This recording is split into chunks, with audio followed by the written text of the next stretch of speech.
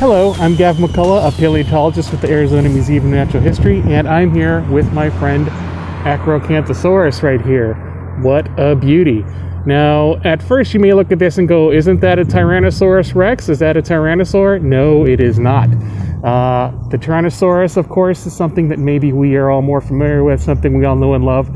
But let me tell you, I assure you, there's no reason not to know and love ACROCANTHOSAURUS. This guy and gal was the terror of the middle part of the Cretaceous period, 100 million or so years ago in North America.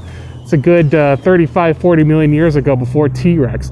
And we have it coming out of our wall. We chose this instead of T-Rex, partly because this is a dinosaur that has some potential fossil traces that have been left in Arizona. There is a tooth from southeastern Arizona that has been ascribed to this beast, and we thought it would be cool and different to have something coming out of our wall that represents a local critter. We actually do not have fossil evidence of Tyrannosaurus Rex in Arizona, although there's no doubt it was here, again, a good 35 million years after this guy.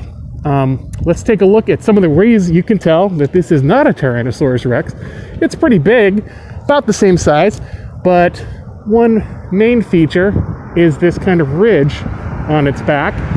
It's a little bit hard to see here, but there's kind of a thick ridge going across its back, along the length of its back and its tail, which is made up of these kind of tall spines, which actually the name ACROCANTHOSAURUS gets its name from.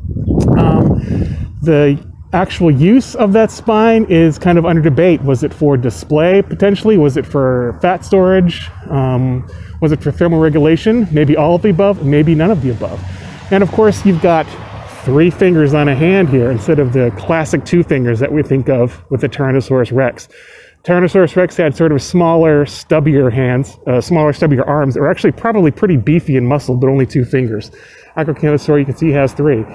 Other thing that you can kind of see here is the skull. Even though it's fearsome and full of teeth, it's quite a bit more lightly built than a T-Rex. The teeth here were very sharp, but pretty thin, so it did not have those big crushing bananas that T-Rex had to crush into bone.